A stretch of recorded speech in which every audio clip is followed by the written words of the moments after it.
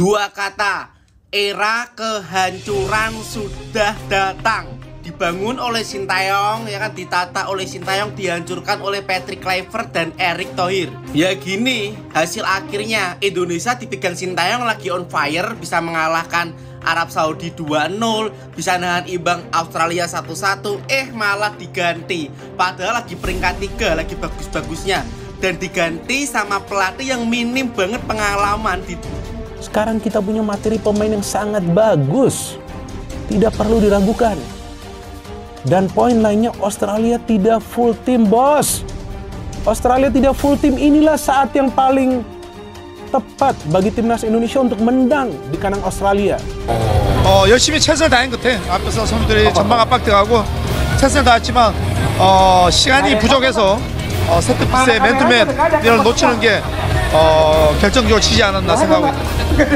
Para pemain bekerja keras, memang pressing depan juga sangat baik. Tetapi karena tidak banyak waktu untuk latihan, sepertinya banyak kelepas man to man. Jadi mungkin penyebab kalah itu yang mungkin di situ, set piece. Disitulah kemudian orang tidak mau flashback ke masa lampau. Orang taunya ini naturalisasi, barang bagus, pelatih bagus, judulnya harus menang. Nggak ada cerita untuk kalah dalam pertandingan-pertandingan apapun. Inilah yang mestinya harus kita lihat ke depan. Mungkin ini bukan kiamat, ini bukan menjadi segala-galanya setelah Indonesia itu kalah dari Australia. Masih ada banyak pertandingan-pertandingan lain yang tentunya ini harga mati bagi Indonesia untuk menang. Minimal wajib hukumnya menang lawan Bahrain, minimal wajib menang Indonesia itu menang lawan China, dan minimal melawan Jepang itu imbang dan tidak kebobolan. Itu yang paling penting, supaya asa ini terus dipelihara. Indonesia bisa bertanding main di Piala Dunia sambil kita berdoa dalam hati dan memohon kepada Tuhan yang Maha Kuasa. 6 poin jadi 12 kan kita. Dengan persaingan grup C yang masih sangat sengit ini, anything can happen. Apapun bisa terjadi laga per laga, mungkin hitungan akan beda. Mungkin beda apabila kita di grup A atau grup B ya, dimana udah ada beberapa tim yang mungkin nggak sekompetitif tim-tim lainnya gitu. Dan ini kita kebetulan tergabung di grup yang sulit, dimana China juga sudah 7 kali bermain di round 3 qualifiers ini. Arab Saudi juga udah berkali-kali lolos ke Piala Dunia sejak 1994. Australia jangan ditanya. Jadi kita emang saingannya sebenarnya dengan Bahrain, bukan dengan Australia, bukan dengan Jepang. Dan Arab Saudi kita luar biasa sekali bisa mengalahkan mereka di SUGBK kemarin. Oke. Saya sarankan Pak Erick Thohir segera mengundurkan diri daripada diturunkan. Ganti Towel jadi ketua PSSI.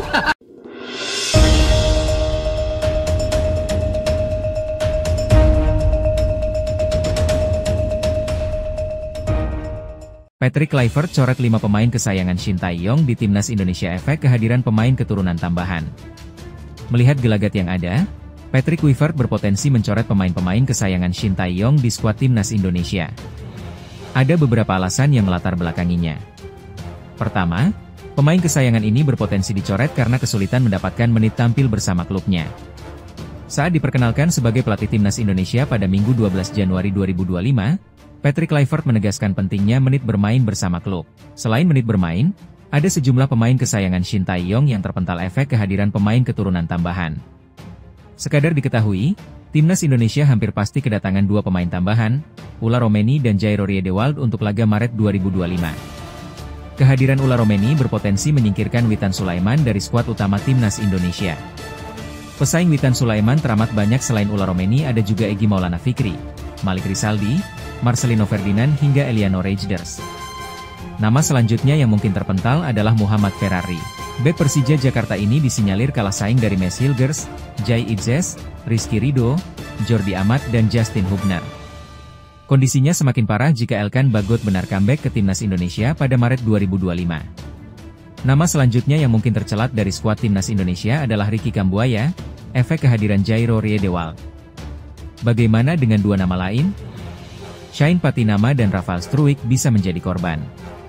Shane Patinama memiliki banyak pesaing di sektor kiri pertahanan timnas Indonesia, sedangkan Rafael Struijk kesulitan mencetak gol. Sejumlah pemain punya kesempatan turun bermain di laga timnas Indonesia versus Bahrain setelah tidak tampil di duel lawan Australia. Berikut deret pemain yang tidak bermain lawan Australia dan punya kesempatan tampil di laga lawan Bahrain pada Selasa 25 Maret. Timnas Indonesia menelan kekalahan 1-5 dari Australia di Sydney. Kekalahan tersebut membuat skuad Garuda gagal mendapat tambahan poin dari duel lawan Australia. Seiring kekalahan tersebut, timnas Indonesia tidak punya banyak waktu untuk bersedih. Mereka harus segera bersiap untuk menghadapi Bahrain pada Selasa 25 Maret. 1. Emil Audero Mulyadi. Dari segi penampilan, Martin Paes sejatinya tidak sepenuhnya buruk walaupun kebobolan 5 gol. Paes masih melakukan sejumlah penyelamatan penting di laga tersebut. Namun kebobolan 5 gol tentu bisa jadi berpengaruh pada mental Martin Paes.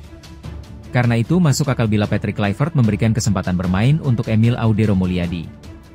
Emil baru saja resmi jadi WNI dan laga lawan Bahrain bisa jadi debut Emil bersama timnas Indonesia. Joey Pelupesi punya peluang tampil dalam laga Indonesia versus Bahrain. Arsip PSSI. 2. Joey Pelupesi. Joey Pelupesi belum mendapatkan kesempatan bermain di laga lawan Australia. Menimbang faktor kebugaran, Pelupesi bisa saja mendapatkan kesempatan tampil karena belum berlaga dalam duel lawan Australia. Kehadiran Pelupesi jelas bakal memberikan energi bagi lini tengah timnas Indonesia dalam duel lawan Bahrain. 3. Justin Hubner. Justin Hubner tidak bermain dalam laga lawan Australia karena akumulasi kartu. Bila kondisi Mads Hilgers yang mengalami cedera masih meragukan untuk tampil, Justin Hubner bisa jadi pilihan ideal untuk mengisi lini belakang. Hubner juga sudah biasa bekerja sama dengan Jai Idzes di lini belakang. Hal itu jadi nilai plus bagi Hubner. 4. Ragnar Oratmangoen. Ragnar Oratmangoen juga punya energi yang masih utuh lantaran tidak main lawan Australia akibat akumulasi kartu, seperti halnya Justin Hubner. Di laga lawan Bahrain, Oratmangoen layak kembali mengisi posisi di tim inti. Oratmangoen bisa jadi ancaman serius untuk lini pertahanan Bahrain lewat kengototan dan agresivitas. Timnas Indonesia turun dari posisi ketiga ke posisi keempat di grup C kualifikasi Piala Dunia 2026 zona Asia dengan 3 pertandingan tersisa. Skuad Garuda terpaut 4 poin dari posisi kedua yang menawarkan tiket otomatis ke putaran final bersama dengan Jepang yang telah memastikan diri lolos.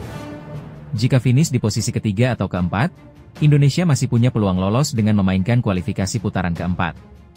Syaratnya, Indonesia harus meraih kemenangan atas Bahrain di Stadion Utama Gelora Bung Karno, Jakarta, pada 25 Maret 2025 pada pukul 20.30 waktu Indonesia Barat. Meski telah membuat gebrakan besar di awal tahun 2025 dengan mendatangkan sejumlah pelatih dari Belanda dan juga pemain-pemain baru.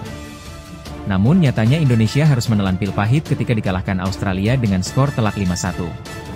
Datang dengan kepercayaan diri tinggi setelah PSSI melakukan sejumlah gebrakan baru di awal tahun 2025 ditambah banyaknya pemain inti Australia yang mengalami cedera.